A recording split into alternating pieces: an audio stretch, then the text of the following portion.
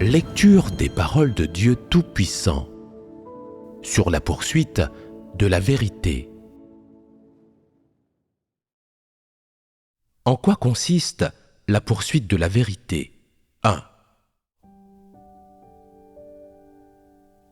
Se connaître soi-même n'est pas chose facile.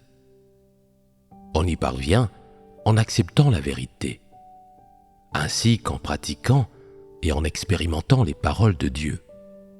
Et la véritable connaissance de soi ne peut être atteinte qu'en acceptant le jugement et le châtiment de Dieu.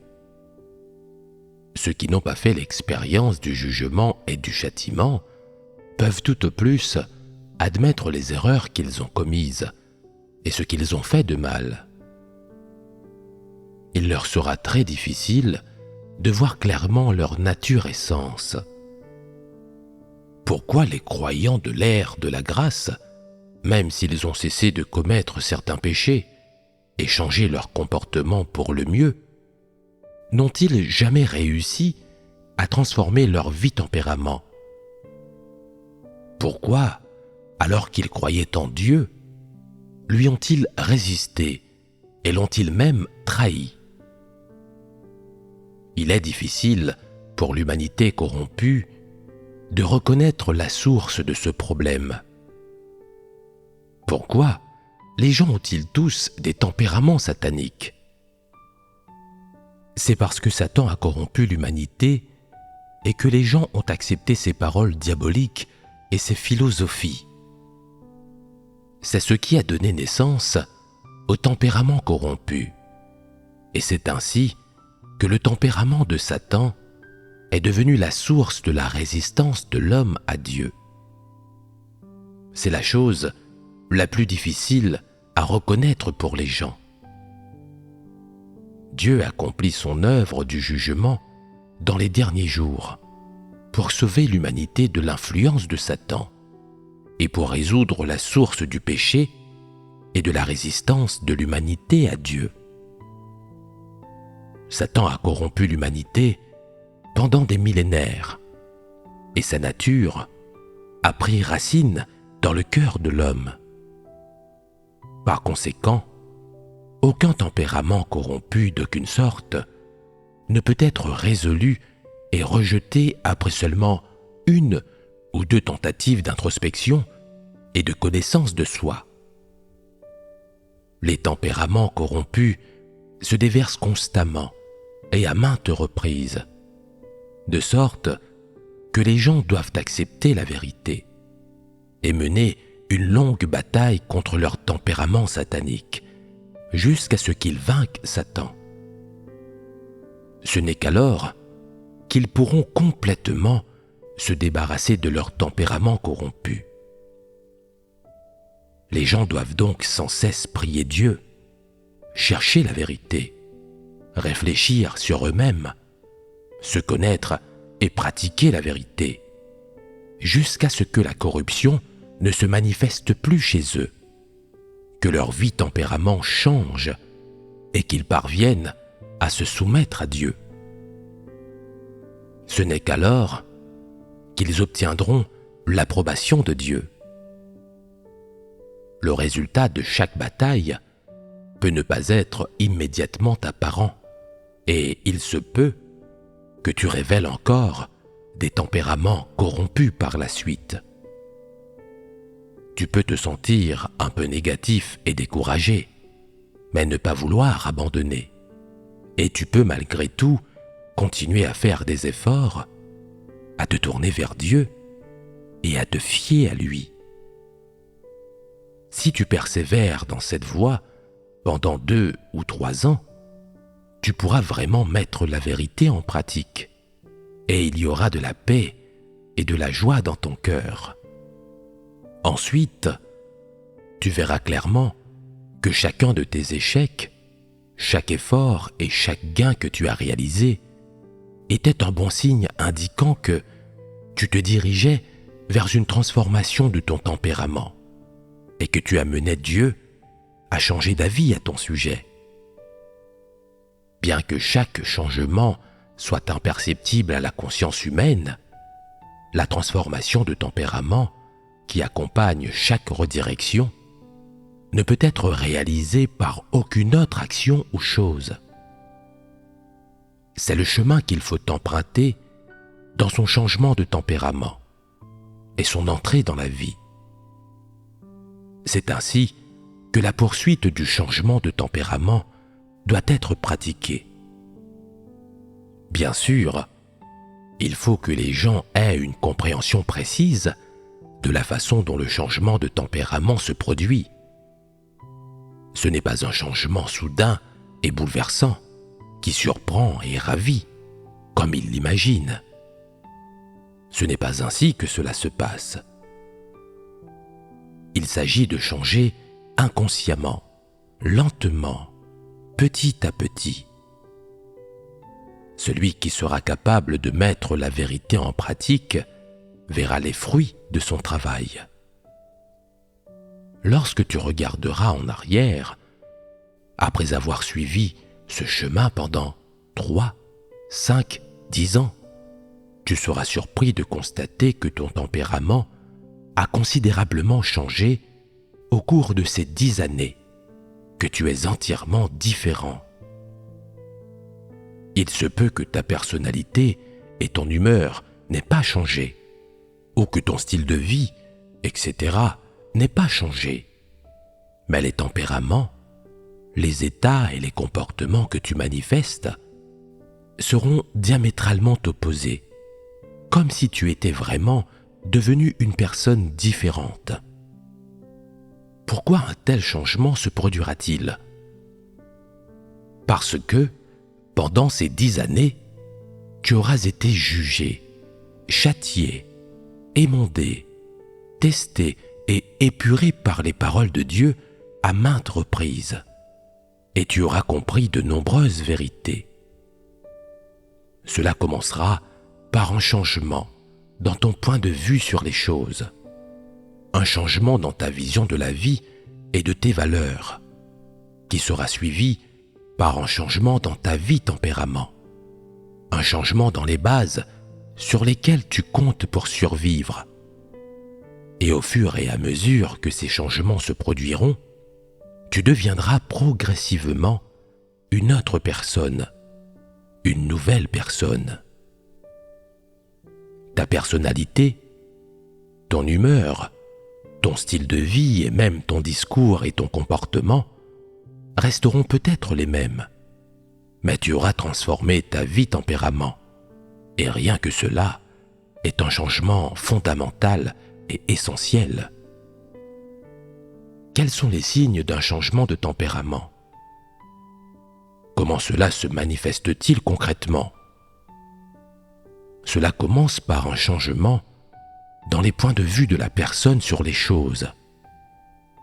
C'est lorsque les nombreux points de vue d'un croyant sur les choses que la personne avait changent, à mesure qu'elle acquiert une compréhension de la vérité, et que ces points de vue se rapprochent de la vérité des paroles de Dieu. C'est la première étape du changement de tempérament. Par ailleurs, grâce à l'introspection et à la connaissance de soi, les gens peuvent se concentrer sur la pratique de la vérité. En réfléchissant aux diverses intentions, motivations, pensées et idées, aux notions, points de vue et attitudes qui surgissent en eux, ils peuvent repérer leurs problèmes et commencer à éprouver des remords à leur sujet.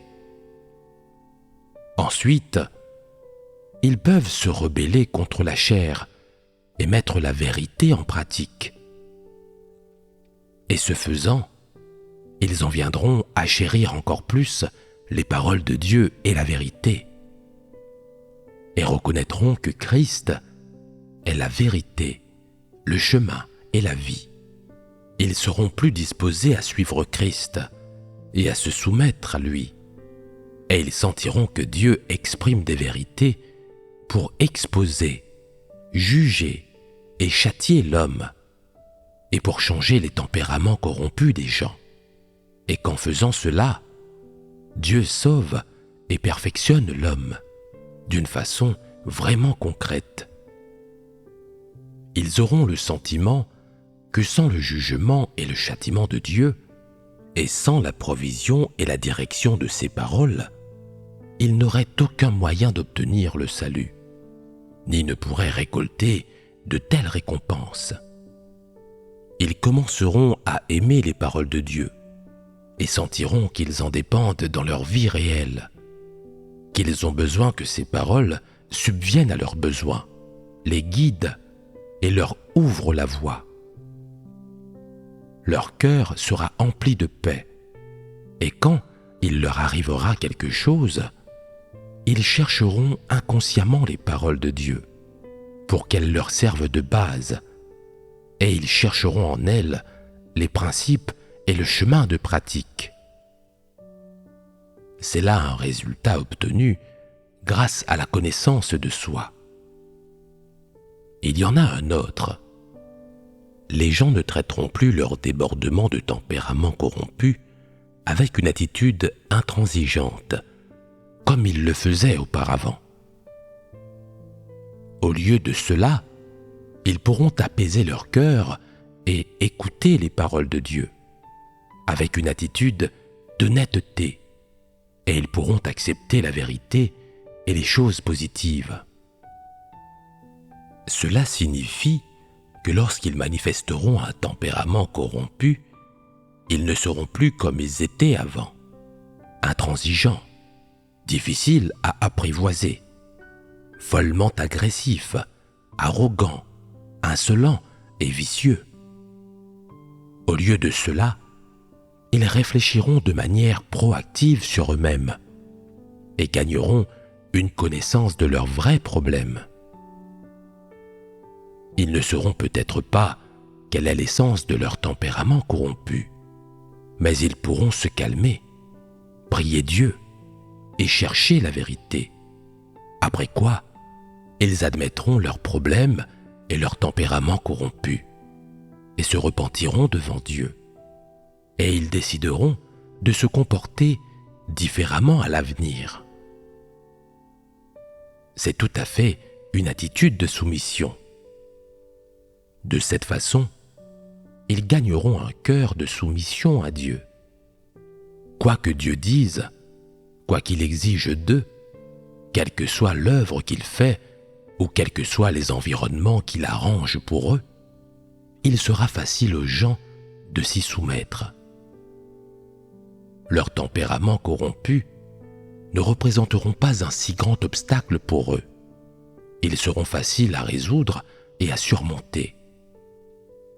À ce stade, mettre la vérité en pratique ne leur demandera aucun effort, et ils pourront parvenir à la soumission à Dieu.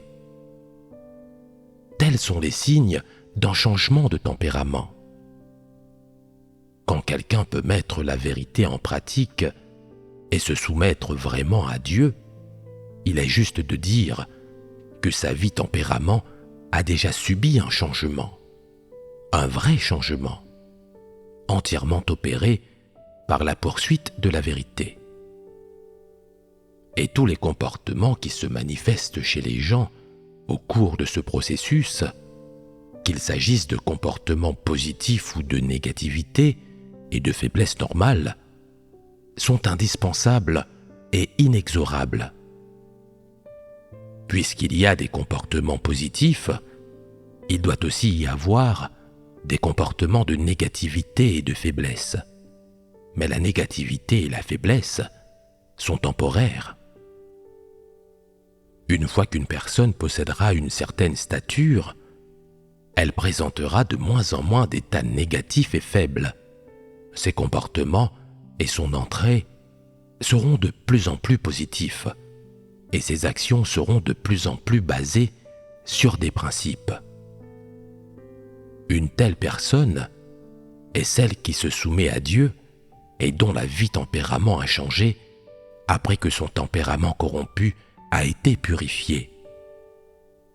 On peut dire que ce sont les résultats que ceux qui poursuivent la vérité obtiennent en faisant l'expérience du jugement et du châtiment des paroles de Dieu, et en étant à maintes reprises émondé, testé et épuré.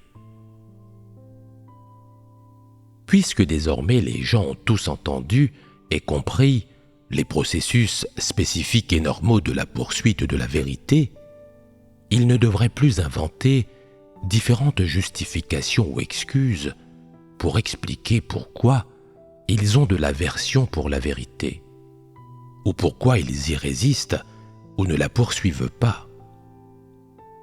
Ayant compris ces vérités et vu ce problème clairement, discernez-vous maintenant les justifications et les excuses que les gens donnent pour expliquer qu'ils ne poursuivent pas la vérité? Si une personne âgée dit « Je suis vieux », je ne suis pas motivé ni enthousiaste comme un jeune. Avec l'âge, je perds l'agressivité et l'ambition de la jeunesse, et je ne deviens plus arrogant. Donc, quand tu dis que je suis arrogant, c'est absurde. Je ne le suis pas. Est-ce correct? Non, évidemment. Vous avez tous le discernement de telles paroles maintenant. Vous pourriez révéler cette personne en lui disant « Même si tu es vieux, tu as encore un tempérament arrogant. Tu as été arrogant toute ta vie, sans jamais résoudre ce problème. Veux-tu donc continuer à être arrogant ?» Certaines personnes plus jeunes disent « Je suis si jeune, je n'ai pas connu les aspects chaotiques de la société, ni lutté et dérivé au sein de différents groupes. Je n'ai pas fait les mêmes expériences que les gens qui ont parcouru le monde. Et plus important encore, bien sûr, je ne suis pas aussi fuyant ni aussi déloyal que ces vieux renards. Étant jeune, il est normal que j'ai un tempérament un peu arrogant. Au moins, je ne suis pas aussi calculateur, malhonnête et malfaisant qu'une personne âgée. Est-il approprié de dire cela? Toute personne a un tempérament corrompu. Cela n'a rien à voir avec l'âge ou le sexe. Tu as ce que les autres ont, et ils ont ce que tu as. Il n'y a pas lieu de pointer du doigt quiconque. Bien sûr, il ne suffit pas de simplement reconnaître que tout le monde a un tempérament corrompu. Puisque tu as reconnu que tu avais un tempérament corrompu, tu dois chercher la vérité pour le résoudre. Tu n'auras pas atteint ton objectif tant que tu n'auras pas gagné la vérité et que ton tempérament n'aura pas changé. Résoudre un tempérament corrompu dépend en fin de compte de ton acceptation de la vérité, de l'abandon de tes justifications et de tes excuses, et de ta capacité à faire face correctement à ton tempérament corrompu. Tu ne dois pas l'éviter ni le fuir à l'aide d'excuses, et tu ne dois certainement pas le rejeter. Ce sont des choses faciles à réaliser. Quelle est la chose la plus difficile à faire? Je pense à quelque chose. Il y a des gens qui déclarent « Tu peux dire que je poursuis la vérité ou que je ne la poursuis pas. Tu peux dire que je n'aime pas la vérité ou que j'ai de l'aversion pour elle. Tu peux révéler que j'ai un tempérament corrompu. Je me contenterai de t'ignorer. Je fais tout ce que la maison de Dieu me demande de faire, ou tout travail qui doit être fait. Je suis à l'écoute pendant les sermons et les réunions. Je lis comme les autres quand tout le monde mange et boit les paroles de Dieu. Je regarde des vidéos de témoignages d'expérience, assis à vos côtés, et je mange quand vous mangez. Je suis en phase avec vous. Qui parmi vous pourrait dire que je ne poursuis pas la vérité? C'est ainsi que je crois. Alors vous pouvez faire ou dire ce que vous voulez. Je m'en fiche. Ce genre de personnes fait semblant de ne pas produire d'excuses ni de justification, mais n'a pas non plus l'intention de poursuivre la vérité. C'est comme si l'œuvre de salut de Dieu n'avait rien à voir avec cette personne, comme si elle n'en avait pas besoin.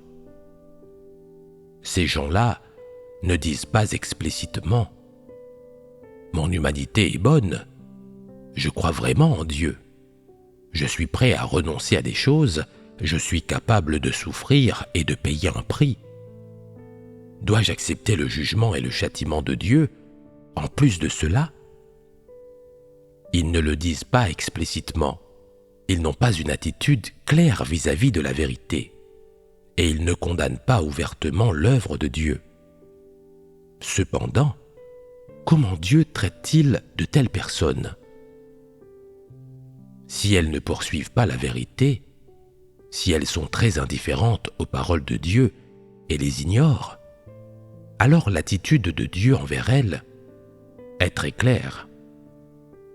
C'est exactement comme dans ce verset de la Bible. Ainsi, parce que tu es tiède et que tu n'es ni froid ni bouillant, je te vomirai de ma bouche. Dieu ne veut pas d'elle, et c'est synonyme de problème. Y a-t-il de telles personnes dans l'Église? Oui. Alors, comment doivent-elles être classées? Où doivent-elles être classées?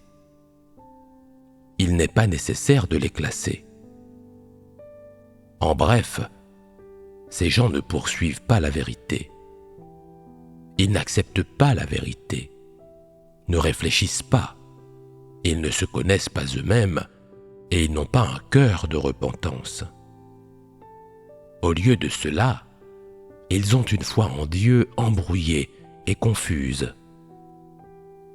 Ils font tout ce que la maison de Dieu leur demande de faire, sans causer de troubles ni de perturbations. Demandez-leur, as-tu des notions? Non.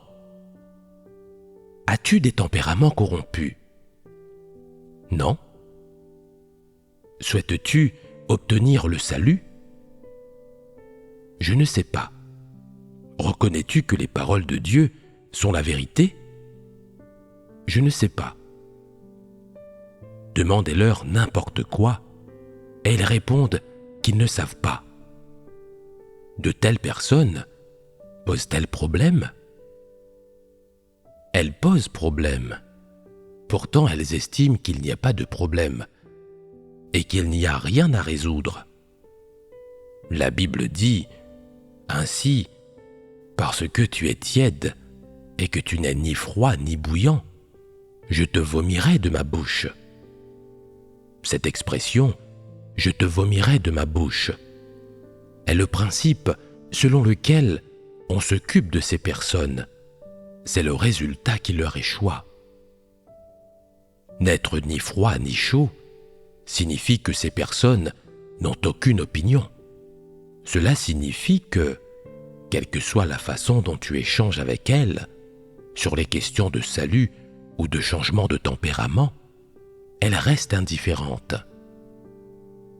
Que veut dire indifférente ici? Cela signifie qu'elles ne sont pas intéressées par ces questions et qu'elles ne veulent pas en entendre parler.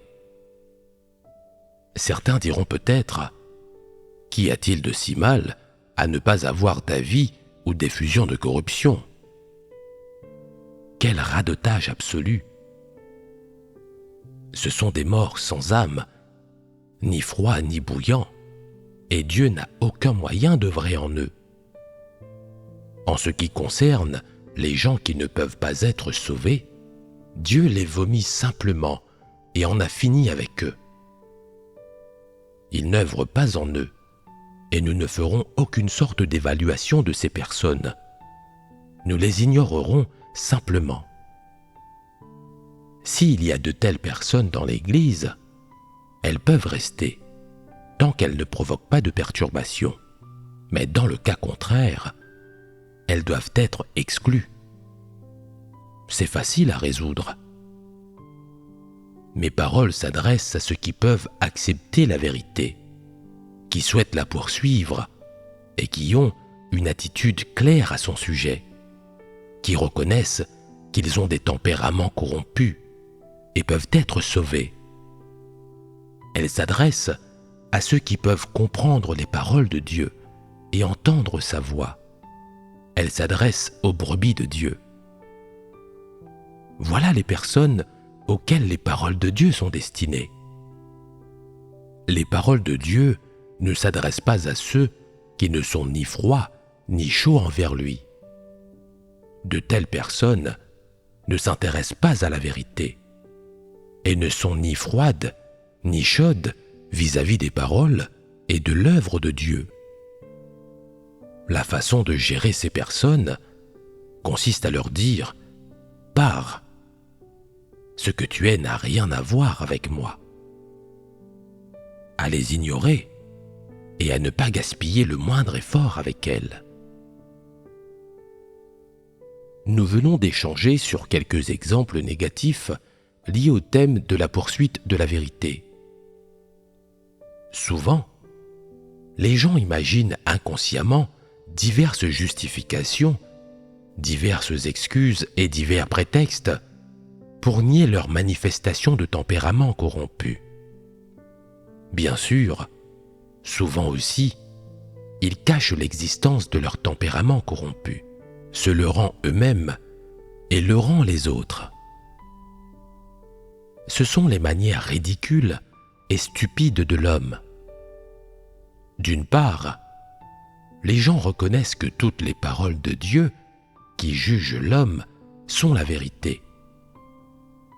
D'autre part, ils nient l'existence de leur propre tempérament corrompu, ainsi que leur comportement erroné qui enfreignent la vérité.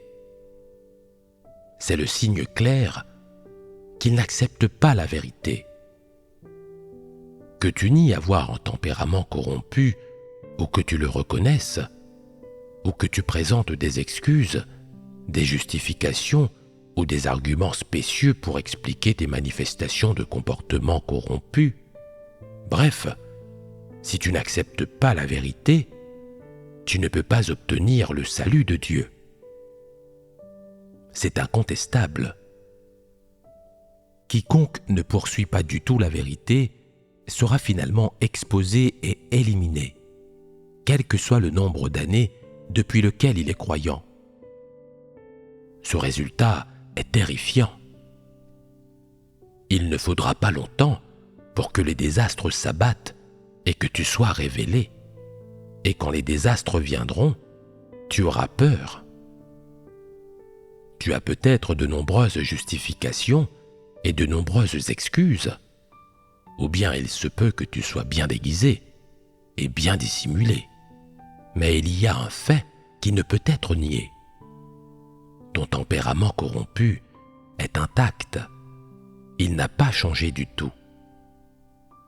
Tu es incapable de te connaître vraiment. Tu es incapable d'une véritable repentance. Et en fin de compte, tu ne pourras pas vraiment te ressaisir ni te soumettre à Dieu. Et Dieu ne changera pas d'avis à ton sujet. N'auras-tu pas de graves ennuis alors ? Tu seras en danger d'être éliminé. C'est pourquoi une personne intelligente laisserait tomber ses excuses imprudentes et ses justifications stupides et se débarrasserait de ses déguisements et de ses camouflages. Elle ferait face, comme il se doit, au tempérament corrompu qu'elle manifeste et emploierait les bonnes méthodes pour les gérer et les résoudre, en s'efforçant de faire tout ce qu'elle accomplit de bonnes actions, afin que Dieu change d'avis à son sujet. Si Dieu change d'avis à ton sujet, cela prouve qu'il t'a vraiment absous de ta rébellion et ta résistance passée. Tu ressentiras la paix et la joie, et tu ne te sentiras plus réprimé, comme si on t'avait enlevé un poids. Ce sentiment est la confirmation de ton esprit. tu as maintenant un espoir de salut. Cet espoir est ce contre quoi tu as échangé le prix que tu as payé dans ta poursuite de la vérité et tes bonnes actions. C'est le résultat que tu as obtenu en poursuivant la vérité et en préparant de bonnes actions. À l'inverse, tu te crois peut-être déjà suffisamment intelligent et tu peux peut-être trouver de nombreuses justifications pour te défendre et te disculper chaque fois que tu manifestes de la corruption. Tu peux peut-être déguiser et habiller ton tempérament corrompu et ainsi éviter habilement d'avoir à y réfléchir et à le connaître, comme si tu n'avais manifesté aucune corruption. Tu te crois peut-être très intelligent en évitant maintes et maintes fois d'être exposé par les divers environnements que Dieu a arrangés. Tu n'auras pas réfléchi sur toi-même et ne te seras pas connu toi-même. Tu n'auras pas gagné la vérité et tu auras manqué de nombreuses occasions d'être rendu parfait par Dieu. Quelles en seront les conséquences? Laissons de côté pour l'instant la question de savoir si tu es capable de te repentir et d'atteindre le salut. Et disons simplement que si Dieu te donne des chances de te repentir encore et encore, et qu'aucune d'entre elles ne t'amène à changer d'avis, alors tu auras de gros problèmes. Qu'importe que tu te défends bien, que tu te présentes bien, que tu te déguises bien, que tu t'excuses et te justifies bien. Si Dieu t'a offert des occasions maintes et maintes fois, et que cela ne t'a même pas amené à changer d'avis, alors tu es en danger. Sais-tu de quel danger il s'agit? Tu continues obstinément à trouver des excuses à ton tempérament corrompu, à présenter des excuses et des justifications pour ne pas poursuivre la vérité, à résister au jugement de Dieu et à son œuvre, et à les rejeter. Et pourtant, tu penses que tout va bien pour toi, et tu crois avoir la conscience tranquille.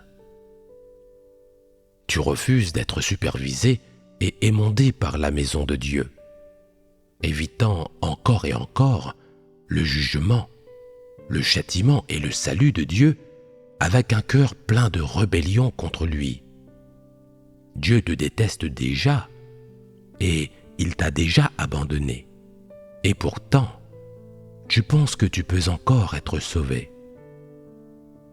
Ne sais-tu pas que tu es déjà allé de plus en plus loin sur le mauvais chemin et que tu es déjà au-delà de la rédemption? Dieu règne dans la maison de Dieu. Penses-tu être hors de portée de Dieu lorsque tu lui résistes et commets ton assortiment de méfaits? Tu n'acceptes pas le jugement et le châtiment de Dieu. Tu n'as pas gagné la vérité et la vie, et tu n'as aucun témoignage d'expérience. Pour cela, Dieu te condamne. Tu attires sur toi-même la catastrophe. Il n'y a rien d'intelligent là-dedans. C'est de la stupidité, une stupidité extrême. C'est catastrophique. Nous l'avons expliqué ici. Si tu n'y crois pas, attends de voir. Tu ferais mieux de ne pas penser que si tu as ton lot de justifications pour ne pas poursuivre la vérité, si tu as ton éloquence et tes intrigues, si personne ne peut te contredire, si les frères et sœurs ne peuvent pas t'exposer, et si l'Église n'a aucune raison de t'exclure, alors la maison de Dieu ne peut rien te faire du tout. Tu as tort à ce sujet. Tu continues à lutter contre Dieu. Je verrai bien combien de temps tu pourras rivaliser avec lui. Seras-tu capable de rivaliser avec lui jusqu'au jour où son œuvre étant accomplie, il récompensera les bons et punira les méchants. Peux-tu t'assurer que tu ne mourras pas dans les désastres, que tu leur survivras? As-tu vraiment la souveraineté sur ton propre destin? Tes justifications et tes excuses te permettront peut-être d'échapper à l'enquête de la maison de Dieu pendant un certain temps. Elles te permettront peut-être de prolonger un moment ton ignoble existence. Tu pourras peut-être aveugler temporairement les gens, continuer à te déguiser et à tromper les autres dans l'église, et à y occuper un siège, mais tu ne pourras pas échapper à l'inspection ni à l'examen minutieux de Dieu. Dieu décide du sort d'une personne selon qu'elle a ou non la vérité. Il fait sa propre œuvre et son propre battage. Quel que soit le genre de personne ou de diable que tu es, tu ne peux pas échapper au jugement et à la condamnation de Dieu. Dès que les élus de Dieu comprendront la vérité et gagneront en discernement, personne ne pourra y échapper. C'est à ce moment-là que tu seras exclu de l'Église. Certaines personnes peuvent ne pas être convaincues et se plaindre. J'ai couru dans tous les sens pour Dieu, fait tant de travail pour lui et payé un tel prix. J'ai abandonné ma famille et mon mariage. J'ai donné ma jeunesse pour Dieu et son œuvre. J'ai renoncé à ma carrière et dépensé l'énergie de la moitié de ma vie, pensant que j'étais sûr d'obtenir les bénédictions qu'il accorde. Je n'aurais jamais imaginé que je serais éliminé pour ne pas avoir poursuivi la vérité et ne l'avoir jamais pratiquée.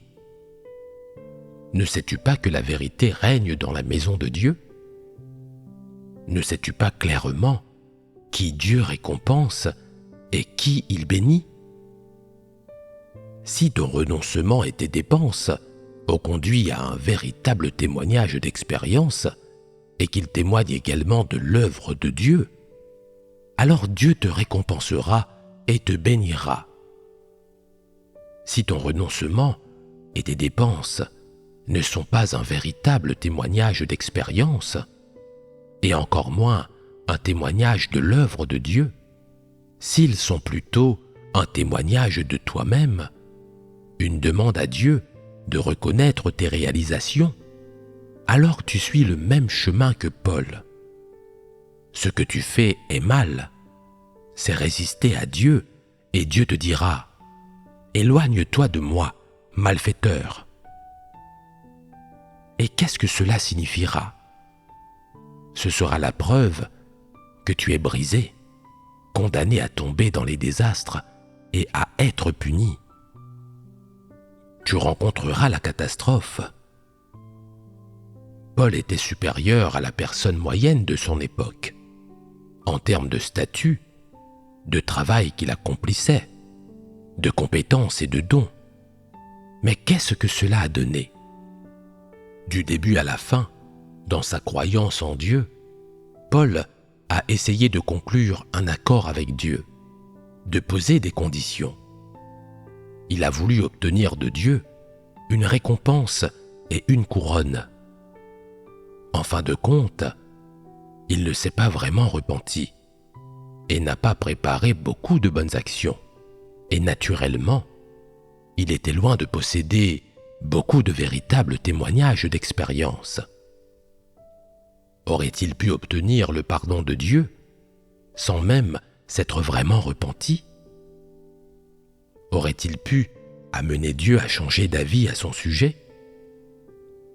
Cela aurait été impossible. Paul a consacré toute sa vie au Seigneur, mais parce qu'il a suivi le chemin d'un antéchrist et qu'il a absolument refusé de se repentir, non seulement il n'a pas été récompensé, mais il a été puni par Dieu. Il va sans dire que les conséquences qu'il a subies ont été catastrophiques. Donc, je te dis maintenant, clairement, que si tu n'es pas quelqu'un qui poursuit la vérité, alors tu devrais, au moins, avoir un peu de raison et ne pas discuter avec Dieu, ni mettre en jeu ta fin et ta destination comme une mise, comme si tu pariais. C'est tenter de conclure un marché avec Dieu, ce qui est une façon de lui résister.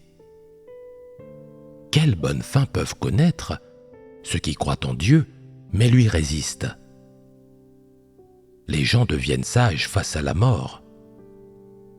Ceux qui sont imperméables à la raison n'abandonneront pas leur façon de faire avant d'être aux portes de la mort. Afin d'être sauvés, la méthode la meilleure, la plus simple et la plus sage, est de mettre de côté toutes tes excuses, justifications et conditions, et d'accepter de poursuivre la vérité, les pieds fermement sur terre, amenant ainsi Dieu à changer d'avis à ton sujet. Lorsque Dieu change d'avis à ton sujet, tu as l'espoir d'être sauvé. L'espoir de salut de l'homme est donné par Dieu, et la condition préalable pour que Dieu te donne cet espoir est que tu abandonnes tout ce que tu chéris et que tu renonces à tout pour le suivre et pour suivre la vérité, sans essayer de conclure un marché avec lui. Que tu sois vieux ou jeune, homme ou femme, instruit ou non, et quel que soit l'endroit où tu es né, Dieu ne regarde aucune de ces choses. Tu diras peut-être, j'ai bon caractère, je suis patient, tolérant et compatissant. Si je continue à être patient jusqu'à la fin, cela amènera Dieu à changer d'avis à mon sujet. Ces choses sont inutiles. Dieu ne regarde pas ton caractère, ta personnalité, ton instruction ou ton âge.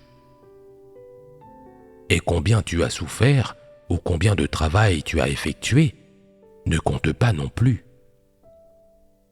Dieu te demandera, au cours de toutes tes années de foi, ton tempérament a-t-il changé? Selon quoi vis-tu? As-tu poursuivi la vérité? As-tu accepté les paroles de Dieu? Tu diras peut-être, je les ai écoutées et acceptées. Dieu te demandera alors, puisque tu les as écoutées et que tu les as acceptées, ton tempérament corrompu a-t-il été résolu? T'es-tu vraiment repenti? T'es-tu vraiment soumis aux paroles de Dieu et les as-tu vraiment acceptées? Tu diras, j'ai souffert et j'ai payé un prix. Je me suis dépensé et j'ai renoncé à des choses et j'ai fait des sacrifices. J'ai même consacré mes enfants à Dieu. Tous tes sacrifices sont inutiles. De telles choses ne peuvent être échangées contre les bénédictions du royaume des cieux, ni utilisées pour faire changer d'avis Dieu à ton sujet. La seule façon d'amener Dieu à changer d'avis à ton sujet est de t'engager sur le chemin de la poursuite de la vérité. Il n'y a pas d'autre option. L'homme ne doit pas être opportuniste ni rusé quand il s'agit du salut, et il n'y a pas de porte dérobée. Comprends-tu? Il faut que tu sois clair là-dessus. Ne t'embrouille pas à ce sujet. Même si tu le fais, Dieu ne le fera pas. Alors, que dois-tu faire à partir de maintenant? Inverser ton attitude et changer ton point de vue, et laisser les paroles de Dieu être ton fondement, quoi que tu fasses. Aucune bonté créée par l'homme, aucune excuse humaine, aucune philosophie, aucune connaissance, aucune morale, aucune éthique et même aucune conscience humaine, ni la soi-disant intégrité et la soi-disant dignité de l'homme ne peuvent remplacer la vérité. Mets ces choses de côté, fais taire ton cœur et trouve le fondement de tout ton comportement et de toutes tes actions dans les paroles de Dieu. Et ce faisant, trouve la révélation par Dieu des divers aspects du tempérament corrompu de l'homme dans ses paroles. Mesure-toi à leur aune et résous tes tempéraments corrompus. Efforce-toi de te connaître le plus tôt possible. Débarrasse-toi de la corruption et hâte-toi de te repentir et de te ressaisir. Abandonne ta malfaisance et cherche les vérités principes dans ton comportement et tes actes, en les basant tous sur les paroles de Dieu. Tu ne dois absolument pas baser ces choses sur des notions et sur l'imagination humaine. Tu ne dois absolument pas essayer de conclure un marché avec Dieu. Tu ne dois pas tenter d'échanger tes souffrances et tes sacrifices insignifiants contre les récompenses et les bénédictions de Dieu. Cesse de faire des choses aussi stupides, de peur que Dieu ne se fâche contre toi, ne te maudisse et ne t'éradique. Est-ce clair? Avez-vous compris? Oui. Eh bien, réfléchissez-y attentivement à l'avenir. Tout ce sur quoi nous venons d'échanger était lié à la poursuite de la vérité. Et même si nous n'avons pas fourni de réponse spécifique à la question conceptuelle de ce que signifie poursuivre la vérité, nous nous sommes engagés dans un échange qui ciblait les divers malentendus et les diverses connaissances déformées de l'homme concernant la poursuite de la vérité, ainsi que les diverses difficultés et les divers problèmes que l'on rencontre quand on poursuit la vérité. Pour finir, je voudrais résumer ce que signifie poursuivre la vérité, les manières dont la poursuite de la vérité se manifeste, et ce qu'est exactement le chemin de pratique pour poursuivre la vérité. Alors, que signifie poursuivre la vérité? Poursuivre la vérité, c'est commencer à pratiquer et à vivre les paroles de Dieu, puis atteindre une compréhension de la vérité et entrer dans la réalité-vérité grâce au processus d'expérience des paroles de Dieu, et devenir quelqu'un qui connaît vraiment Dieu et qui se soumet à lui. Tel est le résultat final qui est obtenu en poursuivant la vérité. Bien sûr, la poursuite de la vérité est un processus par étapes qui est divisé en plusieurs phases.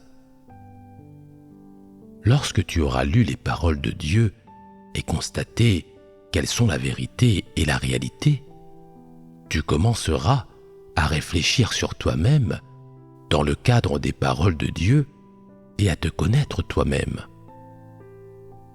Tu verras que tu es vraiment rebelle et que tu manifestes beaucoup de corruption. Tu aspireras à pouvoir mettre la vérité en pratique et à te soumettre à Dieu, et tu commenceras à t'efforcer d'atteindre la vérité. Voilà précisément le résultat produit par l'introspection et la connaissance de soi. C'est à partir de ce moment que ton expérience de vie commence.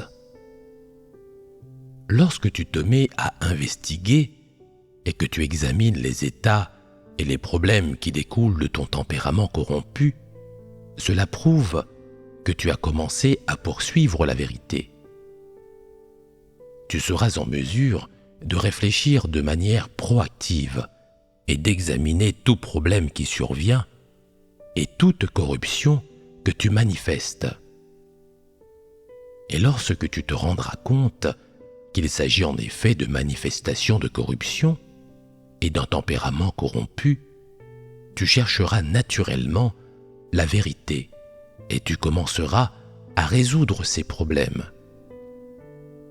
L'entrée dans la vie commence par l'introspection.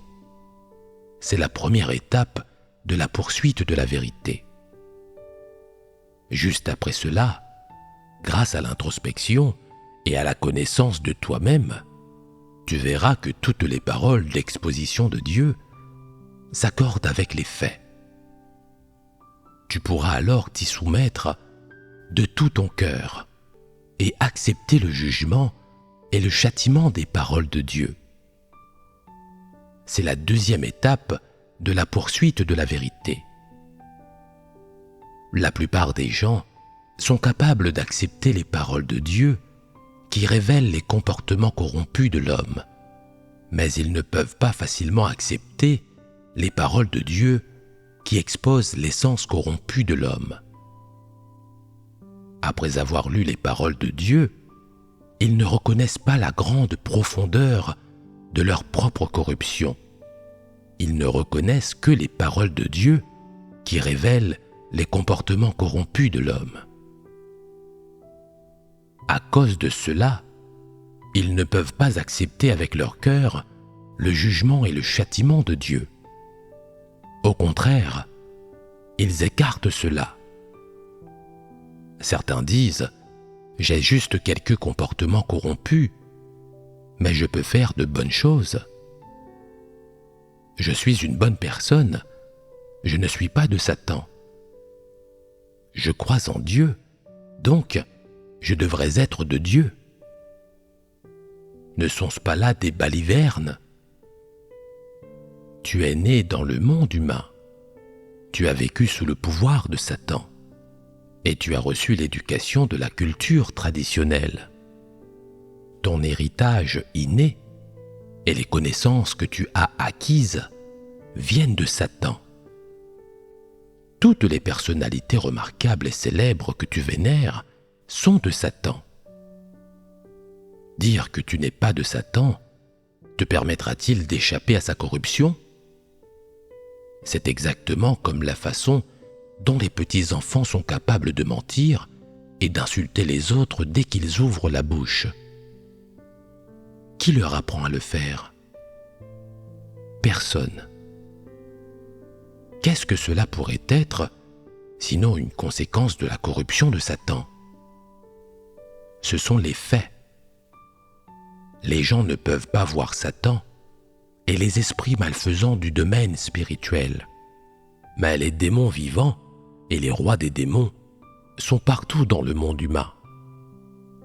Tous sont des incarnations de Satan. Voilà un fait que tout le monde doit reconnaître. Ceux qui comprennent la vérité ne se laissent pas abuser par ces choses, et ils peuvent reconnaître que toutes les paroles d'exposition de Dieu sont des faits. Certaines personnes peuvent parler de se connaître elles-mêmes, mais elles ne reconnaissent jamais que les corruptions révélées par les paroles de Dieu sont factuelles, ni que ces paroles sont la vérité. Cela équivaut à être incapable d'accepter la vérité. Si l'on ne reconnaît pas le fait qu'on a un tempérament corrompu, on ne pourra pas vraiment se repentir. Bien sûr, il faut faire l'expérience de l'œuvre de Dieu pendant un certain temps pour pouvoir reconnaître et accepter le fait que tous les gens ont des tempéraments corrompus. Après avoir manifesté de nombreux tempéraments corrompus, les gens baisseront naturellement la tête en signe de soumission devant ce fait. Ils n'auront d'autre choix que de reconnaître que toutes les paroles de Dieu qui révèlent, jugent et condamnent l'homme sont des faits et sont la vérité, et de les accepter complètement. C'est ce que signifie être conquis par les paroles de Dieu. Lorsque les gens sont capables de connaître leur tempérament corrompu et leur essence corrompue sur la base des paroles de Dieu, et qu'ils admettent qu'ils ont un tempérament satanique et que leur corruption est profonde, ils peuvent alors pleinement accepter le jugement et le châtiment de Dieu et s'y soumettre. ils seront prêts à se soumettre aux paroles de Dieu qui révèlent et jugent l'humanité, aussi dure ou pénétrante soit-elle. Quand tu auras compris et que tu sauras un peu comment les paroles de Dieu définissent, classent et condamnent l'humanité corrompue, et comment elles jugent et révèlent l'humanité corrompue, quand tu auras vraiment accepté le jugement et le châtiment des paroles de Dieu, et que tu auras commencé à connaître ton propre tempérament corrompu et ta propre essence corrompue, quand tu auras commencé à haïr ton tempérament corrompu, à haïr Satan et ta propre chair, et quand tu désireras ardemment gagner la vérité, vivre comme un être humain est censé de le faire, et devenir quelqu'un qui se soumet vraiment à Dieu, c'est à ce moment-là que tu commenceras à te concentrer sur la poursuite d'un changement dans ton tempérament. Voilà la troisième étape de la poursuite de la vérité. Se connaître vraiment, c'est réfléchir à son tempérament corrompu et le connaître, en se basant sur les paroles de Dieu et acquérir ainsi la connaissance de son essence corrompue et du fait de sa corruption. Lorsqu'une personne y parvient, elle voit la grande profondeur de la corruption de l'humanité avec une clarté totale. Elle voit que l'humanité ne vit pas comme les gens sont censés le faire, que l'humanité ne vit que selon des tempéraments corrompus, et que le genre humain est dépourvu de la moindre conscience et de la moindre raison. Elle voit que les opinions des gens sur les choses sont toutes de Satan, et qu'aucune n'est correcte ni conforme à la vérité, que les préférences des gens, les poursuites et les chemins qu'ils choisissent sont tous adultérés par les poisons de Satan, et que dans tout cela, il y a les désirs extravagants de l'homme et son intention d'obtenir des bénédictions. Elle voit que les tempéraments que l'homme manifeste sont précisément le tempérament et l'essence nature de Satan. Se connaître à ce point n'est pas chose aisée. On ne peut y parvenir qu'en se basant sur les paroles de Dieu. Si cela se fait sur la base des théories morales, des déclarations et des pensées de la culture traditionnelle, sera-t-on capable d'acquérir une véritable connaissance de soi? Absolument pas. Ton tempérament corrompu provient de ces philosophies et théories sataniques. Ne serait-il pas absurde de baser ta connaissance de toi-même sur ces choses qui appartiennent à Satan? Ne serait-ce pas un non-sens aveugle? Par conséquent, la connaissance de soi doit être basée sur les paroles de Dieu. Seules les paroles de Dieu sont la vérité, et seules les paroles de Dieu sont la norme selon laquelle toutes les personnes, les questions et les choses sont mesurées. Si tu vois vraiment que les paroles de Dieu sont la vérité et qu'elles sont la seule base correcte sur laquelle mesurer toutes les personnes, les questions et les choses, alors tu peux aller de l'avant. Tu peux alors vivre dans la lumière, c'est-à-dire vivre devant Dieu. Quand les gens acquièrent une véritable connaissance de leur propre essence corrompue, dans le cadre des paroles de Dieu, comment se comportent-ils et pratiquent-ils par la suite? Ils se repentent. C'est vrai. Lorsqu'une personne a acquis la connaissance de son essence nature, des remords surgissent naturellement dans son cœur et elle commence à se repentir. Cela signifie qu'elle va chercher à se débarrasser de ses tempéraments corrompus et à ne plus vivre selon des tempéraments sataniques. Au lieu de cela, elle va vivre et se comporter selon les paroles de Dieu et sera capable de se soumettre aux orchestrations et aux arrangements de Dieu. Voilà le vrai repentir. C'est la 4e étape de la poursuite de la vérité. Maintenant, vous comprenez tous clairement ce qu'est la vraie repentance. Alors, comment devez-vous la pratiquer? Entraînez-vous à vous ressaisir. Cela signifie abandonner les choses auxquelles vous vous accrochez et que vous pensez être justes. Ne pas vivre selon un tempérament satanique et être disposé à pratiquer la vérité selon les paroles de Dieu. Voilà ce que signifie se ressaisir. Plus précisément, vous devez d'abord vous renier et définir sur la base des paroles de Dieu si vos pensées, vos idées, vos actes et vos actions sont conformes à la vérité et comment ils sont apparus. Si vous déterminez que ces choses sont liées à un tempérament corrompu et né de philosophie satanique, alors vous devez adopter une attitude de condamnation et de malédiction vis-à-vis d'elle. Cela conduit à se rebeller contre la chair et à Satan. De quel genre de comportement s'agit-il? N'est-ce pas le reniement, l'abandon, le renoncement et la rébellion contre votre tempérament corrompu? Reniez les choses que vous croyez être justes, abandonnez vos intérêts, vous rebeller contre vos intentions incorrectes et parvenir ainsi à inverser votre parcours n'est pas si simple, et cela comporte de nombreux détails spécifiques.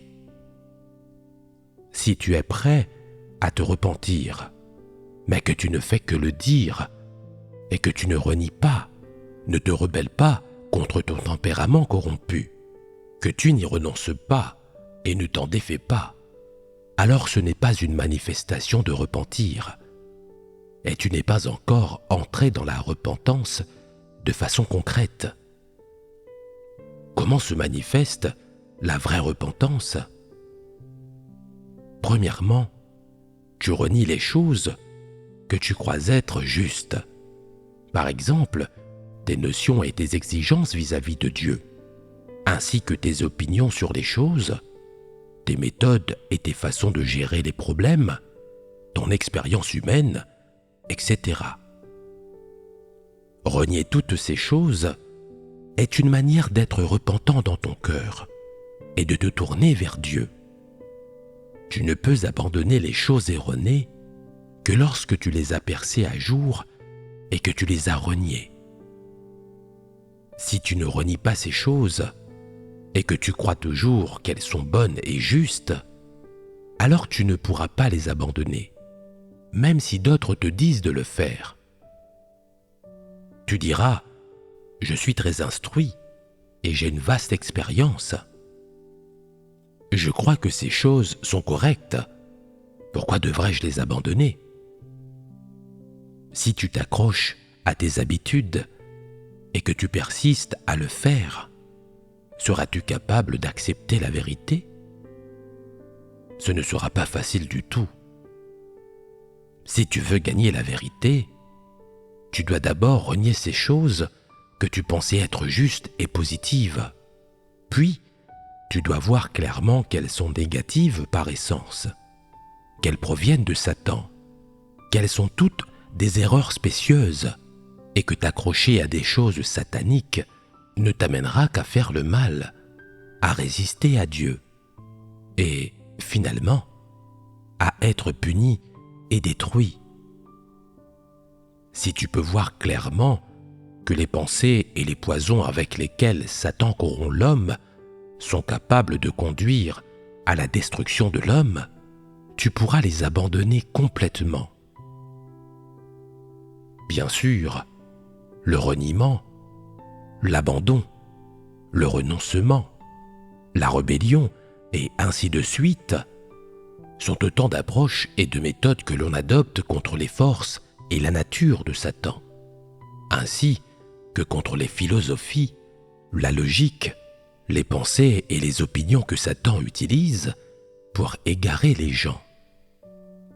Par exemple, abandonner les intérêts de sa chair, abandonner les préférences et les poursuites de sa chair, renoncer aux philosophies, pensées, hérésies et idées fausses de Satan, se rebeller contre l'influence de Satan et à ses forces malfaisantes. Toute cette série de pratiques, ce sont autant de méthodes et de chemins grâce auxquels les gens peuvent pratiquer la repentance. Pour entrer dans la vraie repentance, il faut comprendre un grand nombre de vérités. Alors seulement, on peut complètement se renier et se rebeller contre sa propre chair. Disons par exemple que tu penses être instruit et expérimenté et que tu devrais être un atout pour la maison de Dieu et lui être d'une grande utilité.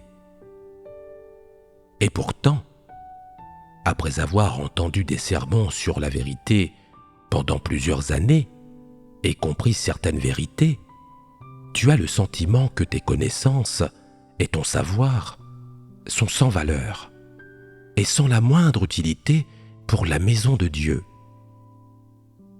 Tu te rends compte que ce sont la vérité et les paroles de Dieu qui peuvent sauver les gens, et que c'est la vérité qui peut être la vie d'une personne.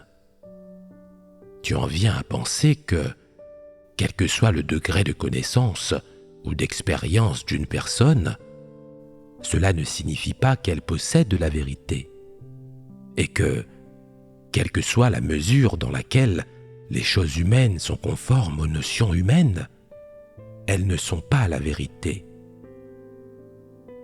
Tu t'aperçois que toutes ces choses viennent de Satan et qu'elles sont toutes négatives, sans rapport avec la vérité.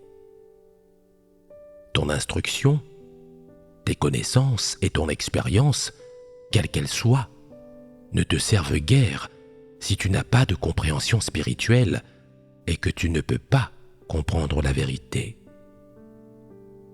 Si tu devais servir en tant que dirigeant, tu n'aurais pas la réalité-vérité et tu serais incapable de résoudre les problèmes. Si tu devais rédiger un article de témoignage expérientiel, tu serais incapable de trouver les mots. Si tu devais témoigner de Dieu, tu n'aurais aucune connaissance de lui. Si tu devais répandre l'Évangile, tu ne serais pas en mesure d'échanger sur la vérité pour résoudre les notions des gens.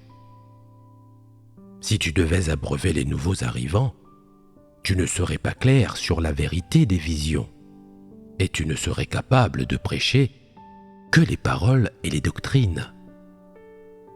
Si tu ne peux pas résoudre tes propres notions, comment peux-tu résoudre les notions des nouveaux arrivants?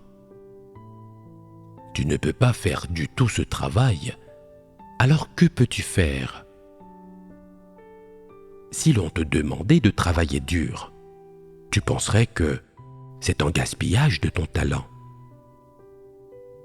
Tu dis que tu as du talent, mais tu ne peux gérer aucune tâche, ni accomplir le moindre devoir correctement. Alors, qu'est-ce que tu peux faire exactement? Ce n'est pas que la maison de Dieu ne souhaite pas t'utiliser, c'est que tu n'as pas accompli le devoir que tu étais censé faire. Tu ne peux pas blâmer l'Église pour cela. Pourtant, tu penses peut-être, Dieu n'attend-il pas trop de l'homme? Ses exigences me dépassent. Pourquoi m'en demande-t-on tant? Si quelqu'un nourrit une si grande incompréhension vis-à-vis de Dieu, cela prouve qu'il ne le connaît pas et qu'il ne comprend pas la moindre parcelle de vérité. Si tu as le sentiment que tes opinions sont justes et qu'il n'est pas nécessaire d'en changer, et que tu reconnais qu'en théorie, les paroles de Dieu sont la vérité, mais que tu ne peux pas te débarrasser des stupidités auxquelles tu t'accroches, cela démontre que tu ne comprends pas encore la vérité. Tu dois te présenter devant Dieu et chercher davantage la vérité, et tu dois lire davantage de ses paroles et écouter plus de sermons et d'échanges. Alors tu parviendras progressivement à comprendre que les paroles de Dieu sont la vérité. En tant que personne, c'est avant tout avec soumission que tu dois traiter la vérité et Dieu. C'est le devoir impérieux de l'homme. Si tu es capable de comprendre ces choses, cela signifie que tu es en train d'inverser ton parcours. Inverser ton parcours, c'est le chemin de pratique de la repentance. C'est abandonner entièrement ces choses que tu pensais autrefois être justes et qui viennent de Satan, et choisir à nouveau la route que tu vas prendre. C'est mettre les paroles de Dieu en pratique selon ses exigences et selon les principes vérités, et suivre la route de la poursuite de la vérité. Voilà ce que signifie inverser son parcours. C'est être vraiment venu devant Dieu et être entré dans la réalité de la repentance. Quand on peut mettre la vérité en pratique, il va sans dire qu'on a commencé à entrer dans la réalité-vérité et qu'on s'est vraiment repenti. Ce n'est que lorsque l'homme s'est vraiment repenti qu'on peut dire qu'il a pris la route qui mène au salut. Faire cela, c'est être passé à la 4e étape de la poursuite de la vérité. Lorsqu'une personne s'est vraiment repentie, elle s'est engagée sur la route de la poursuite de la vérité. Elle n'entretiendra fondamentalement aucune notion et aucun malentendu sur l'œuvre de Dieu, et elle sera disposée à se soumettre au jugement et au châtiment de Dieu, et elle commencera formellement à faire l'expérience de l'œuvre de Dieu. Il y a une longue période de transition entre le moment où une personne commence à croire en Dieu et celui où elle subit formellement le jugement et le châtiment de Dieu. Cette période de transition est la phase qui va du moment où la personne se met à croire en Dieu jusqu'au moment où elle se repent vraiment. Si quelqu'un n'aime pas la vérité, il n'acceptera pas la moindre partie du jugement et du châtiment de Dieu, ni la moindre partie de la vérité, et il ne sera jamais capable de se connaître lui-même. De telles personnes seront éliminées. Si quelqu'un aime la vérité, alors, en lisant les paroles de Dieu et aussi en écoutant des sermons, il pourra vraiment gagner quelque chose. Savoir que l'œuvre de Dieu consiste à sauver l'homme, réfléchir sur lui-même et se connaître à travers les vérités qu'il comprend. Il en arrivera à haïr de plus en plus ses propres tempéraments corrompus et à s'intéresser de plus en plus à la vérité. Il gagnera, à son insu, une véritable connaissance de lui-même, et il aura vraiment des remords et se repentira. Lorsque les gens qui aiment la vérité lisent les paroles de Dieu ou écoutent des sermons, ils obtiennent naturellement de tels résultats. Peu à peu, ils arrivent à se connaître eux-mêmes et à se repentir véritablement. Une fois que l'on est vraiment repentant, comment doit-on pratiquer? On doit chercher la vérité en toutes choses. quoi qu'il leur arrive, les gens doivent être capables de trouver les principes et les chemins de pratique en se basant sur les paroles de Dieu, puis commencer à pratiquer la vérité. C'est la 5e étape de la poursuite de la vérité. Quel est le but de la poursuite de la vérité? Pratiquer la vérité et parvenir à la soumission à Dieu. Mais pour pratiquer la vérité, il faut le faire selon les principes vérités.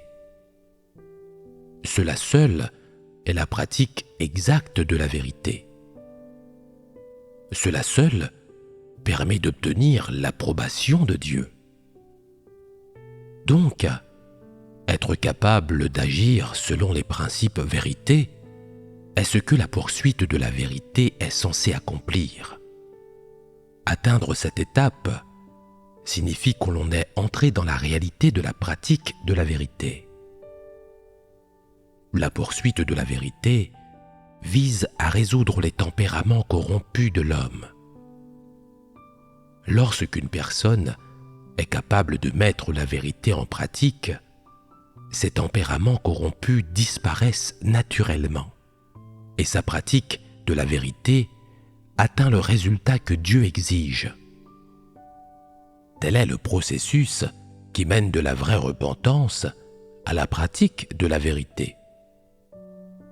Avoir vécu auparavant au milieu de tempéraments corrompus, c'était vivre sous le pouvoir de Satan, voir toutes ses actions et tous ses comportements condamnés et détestés par Dieu. Maintenant, être capable d'accepter la vérité, s'être vraiment repenti, être capable de pratiquer la vérité, de se soumettre à Dieu et de vivre selon ses paroles, cela bien sûr reçoit l'approbation de Dieu. Ceux qui poursuivent la vérité devraient souvent réfléchir sur eux-mêmes. Ils devraient reconnaître leur tempérament corrompu et accepter le jugement et le châtiment de Dieu. Ils devraient acquérir une véritable connaissance de leur essence corrompue et développer un cœur de remords. Ils devraient se mettre à chercher la vérité en toutes choses après s'être repentis, pratiquer selon les principes vérités et parvenir à la soumission à Dieu. C'est ce que la poursuite de la vérité et l'approfondissement progressif de l'entrée dans la vie peuvent accomplir.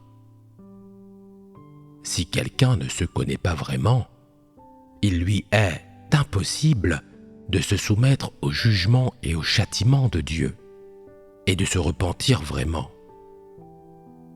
Et si quelqu'un ne se repent pas vraiment, il continuera à vivre selon un tempérament satanique. Un vrai changement ne se produira pas en lui, quel que soit le nombre d'années depuis lequel il croit en Dieu.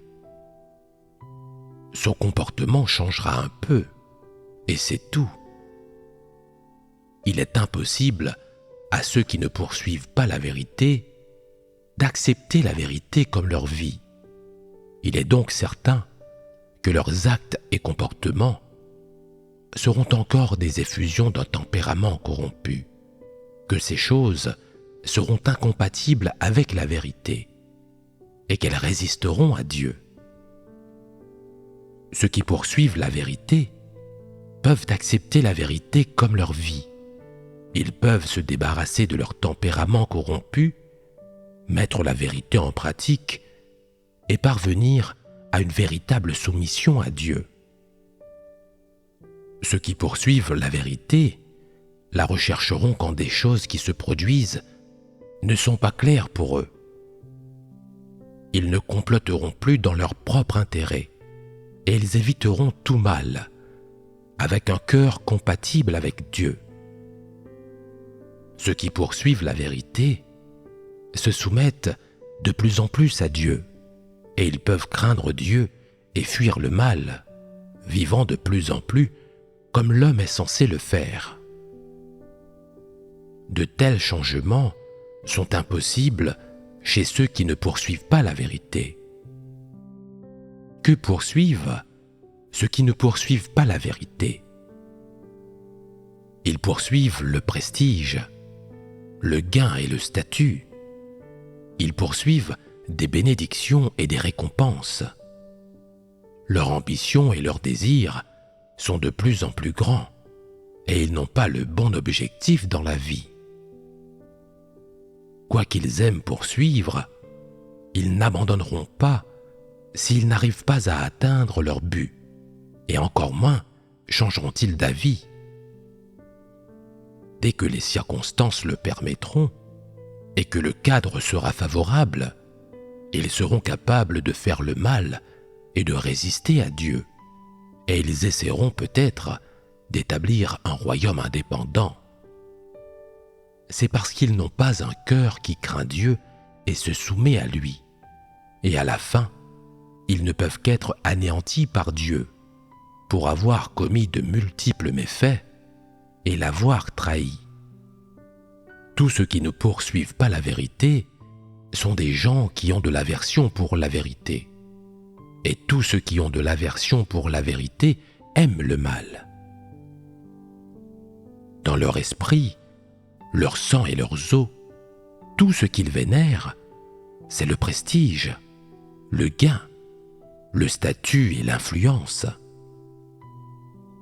Ils sont contents de vivre selon des tempéraments sataniques et de lutter contre le ciel, la terre et l'homme pour atteindre leurs objectifs. Ils pensent qu'une telle vie est joyeuse. Ils souhaitent vivre en tant qu'individus exceptionnels et mourir en héros. De toute évidence, ils suivent la route satanique de la destruction. Plus ceux qui poursuivent la vérité comprennent, plus ils aiment Dieu et sentent à quel point la vérité est précieuse.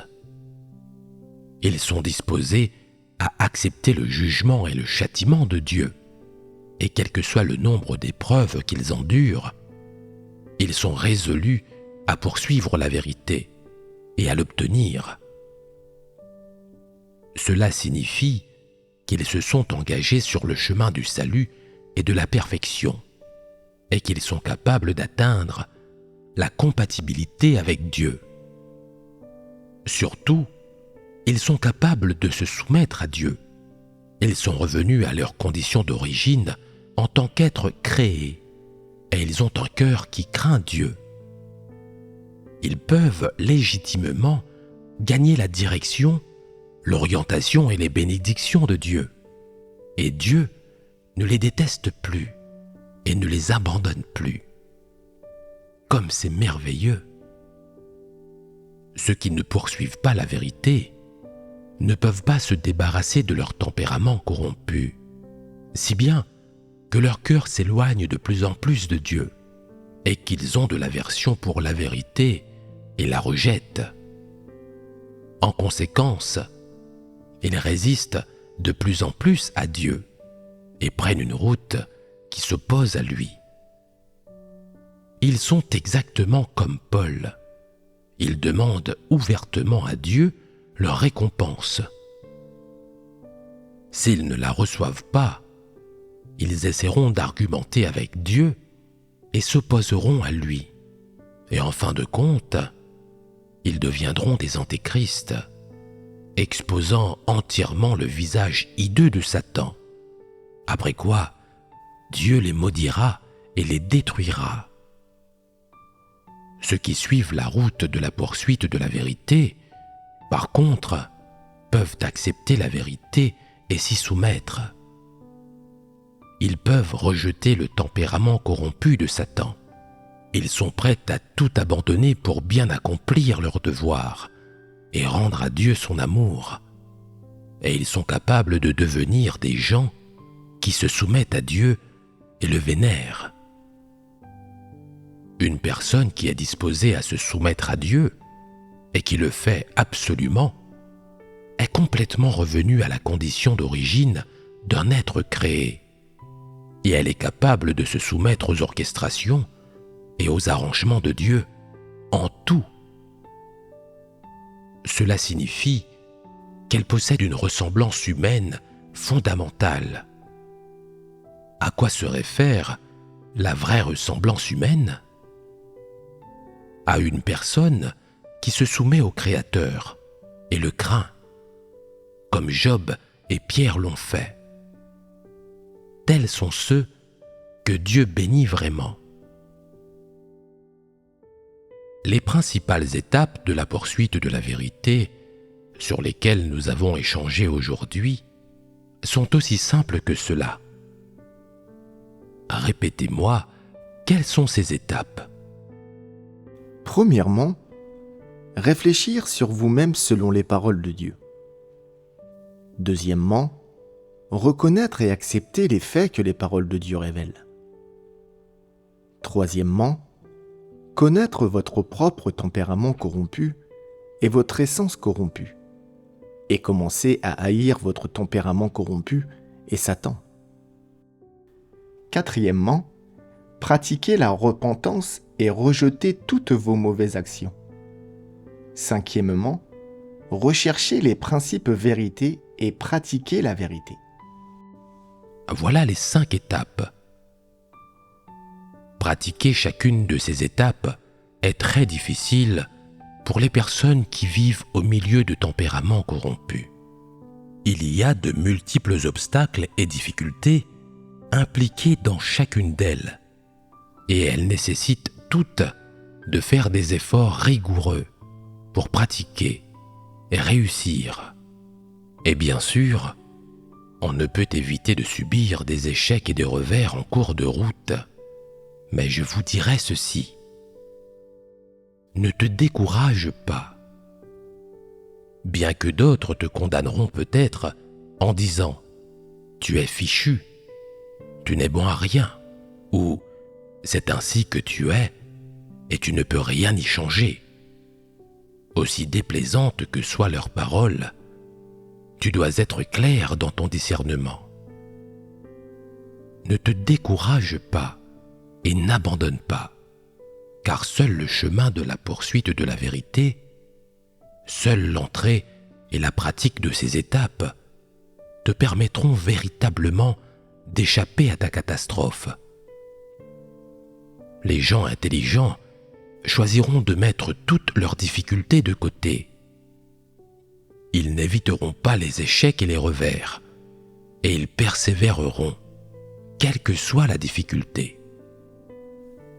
Même si tu en restes à l'étape de l'examen et de la connaissance de toi-même pendant 3 ou 5 ans, ou qu'au bout de 8 ou 10 ans, tu sais simplement quels sont tes tempéraments corrompus, mais tu restes incapable de comprendre la vérité et de te débarrasser de ton tempérament corrompu, je te dirai, malgré tout, la même chose. Ne te décourage pas. Même si tu n'es pas encore capable de faire véritablement volte-face, tu as déjà franchi les 3 premières étapes. Alors pourquoi t'inquiéter de ne pas pouvoir franchir les 2 autres? Ne t'inquiète pas. Travaille plus dur. Fais plus d'efforts et tu y arriveras. Il peut aussi y en avoir qui arrivent à la 4e étape de la repentance, mais qui ne parviennent pas à chercher les principes vérités et ne peuvent pas entrer dans cette étape. Que faire alors? Toi non plus, tu ne dois pas te décourager. Tant que tu as la volonté de le faire, tu dois persister dans ta poursuite de la recherche de la vérité, en toutes choses, et prier davantage Dieu. C'est souvent fructueux. Poursuis aussi bien que tu le peux, en fonction de ton calibre et de ta situation, et travaille dur pour réaliser ce que tu peux. Tant que tu feras tout ce que tu peux, ta conscience sera tranquille et tu pourras certainement réaliser de plus grands gains. Même comprendre une vérité de plus est une bonne chose. Ta vie en deviendra un peu plus heureuse et un peu plus joyeuse grâce à cela. En résumé, la poursuite de la vérité n'est pas quelque chose de creux. Il y a un chemin de pratique spécifique pour chacune de ces étapes, et cela oblige les gens à souffrir et à payer un certain prix. La vérité n'est pas un domaine d'études universitaires, ni une théorie, ni un slogan, ni un argument. Elle n'est pas creuse. Chaque vérité nécessite que les gens l'expérimentent et la pratiquent pendant plusieurs années avant de pouvoir la comprendre et la connaître. Mais quel que soit le prix que tu paies et les efforts que tu fais, tant que ton approche, ta méthode, ton chemin et ta direction sont corrects, tôt ou tard, le jour viendra où tu récolteras une grande récompense. Tu gagneras la vérité et tu seras capable de connaître Dieu et de te soumettre à lui. Et avec cela, tu seras parfaitement satisfait.